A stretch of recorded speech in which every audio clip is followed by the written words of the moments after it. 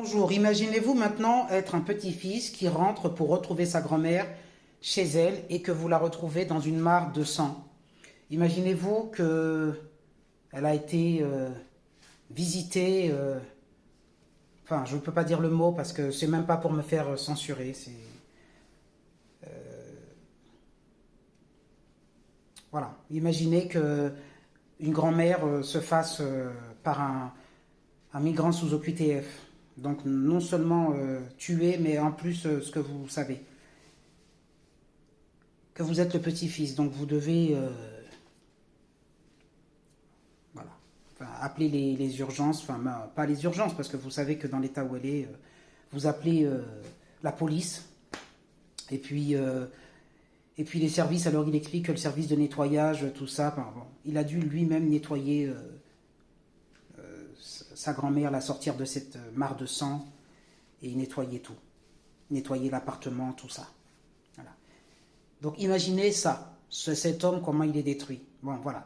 Mais là, encore une fois, dans la manifestation consacrée à Philippines, il livre ce poignant témoignage. Lui, il vit dans sa chair hein, les choses. Et voilà, encore une fois, les personnes qui, comme Clémentine Autain, qui nous disent qu'il n'y a pas de nombre parce que le cœur n'a pas de nombre et qu'on peut dans toutes les conditions accueillir non-stop parce que c'est le cœur avant tout. Bah, j'ai envie de lui dire, va le dire à ce petit-fils, le cœur avant tout. Accueillons, ne réfléchissons pas. Il y a Madame Castex aussi, là, cette fausse première ministre, là, qui a voulu l'être en tout cas, qui nous a dit la même chose, hein, qu'il fallait légaliser tous les sans-papiers, toutes les situations. Ces personnes-là je sais pas comment, se mettent pas à la place d'autrui, des personnes qui ont été victimes de ça. On en vient presque à s'imaginer que pour qu'elles comprennent, il aurait fallu que cela arrive à un membre de leur famille. Moi, je suis toujours fasciné hein, par...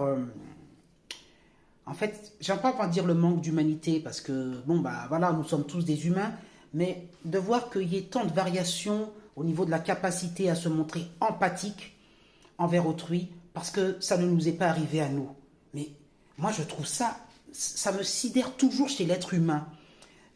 Pour vous donner un exemple, moi je suis un psychologue, comme vous le savez, spécialisé dans les troubles du comportement de l'enfant, comportement notamment de l'autisme, tout ce qui est TSA, tout ce qui est TDAH. Bon. Mais je n'ai pas un enfant autiste moi-même, je n'ai pas un enfant TDAH. On peut avoir une propension à s'occuper d'un domaine, être militant, moi c'est ma cause, hein, les enfants autistes et tout ça, ou bon là pour le collectif Némésis, on protège les femmes par rapport aux agressions, aux féminicides, on peut embrasser une cause et être sensibilisé, se mettre à la... Moi je me mets à la place, c'est pas moi qui ai retrouvé ma grand-mère dans une mare de sang, ce n'est pas moi, mais je suis en empathie avec ce monsieur, je comprends ce que ressent ce monsieur, je le vis, enfin je le vis pas, mais je l'ai dans ma chair, enfin j'imagine cette scène, c'est la pire des scènes pour un petit-fils, pour un être humain, de retrouver un être qu'il aime, un être cher, dans cet état-là. Et cet homme-là, il ne peut pas s'empêcher de se dire que la personne qui a fait ça était une personne déséquilibrée, certes, mais sous OQTF. Obligation de quitter le territoire, ça veut dire ce que ça veut dire. Et il ne peut pas s'empêcher, comme Madame Comines, de dire que la France a tué sa grand-mère.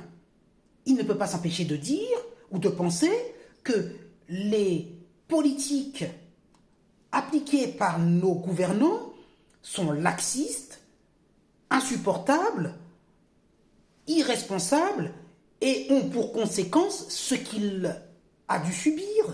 Il ne peut pas s'en empêcher et j'ai pas besoin que cela arrive à ma grand-mère pour comprendre ce qu'il dit. Comment se fait-il que Madame Castex ne le comprenne pas? Comment se fait-il que Madame Clémentine Autain ne le comprenne pas? Comment ça se fait? Donnez-moi une explication rationnelle. Bonne journée à vous.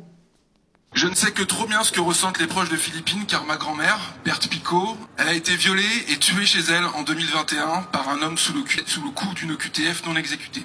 Elle avait 91 ans et elle est morte dans son propre sang sur le sol d'un appartement où elle a vécu plus de 40 ans. Je le sais car j'ai dû nettoyer moi-même l'appartement, en l'absence de la société de nettoyage mandatée par la juge d'instruction. Ce qui relie Philippine à ma grand-mère, ainsi qu'à tant d'autres femmes, c'est un climat de laxisme et d'inertie dans l'application de nos lois, notamment envers des individus connus pour leur dangerosité. Si on laisse des hommes violents continuer sans intervention, cela envoie un message de permissivité et ça affaiblit tout notre tissu social. Chaque fois qu'une OQTF n'est pas appliquée, chaque fois qu'une femme n'est pas protégée par les forces de l'ordre ou la justice, cela signifie que notre société tolère le désordre et les abus, qu'elle se dégrade, qu'elle devient moins sûre pour toutes et pour tous, surtout pour les femmes. L'humanisme qui fait la fierté de notre pays ne doit pas être confondu avec la permissivité. Il est essentiel que nous défendions nos valeurs avec fermeté et que nous protégions les plus vulnérables, notamment les femmes, de ceux qui abusent de notre bienveillance. Et de garantir que plus aucune femme ne perde la vie à cause d'une faille dans notre système. Ce combat est le nôtre et nous devons le mener maintenant. Merci.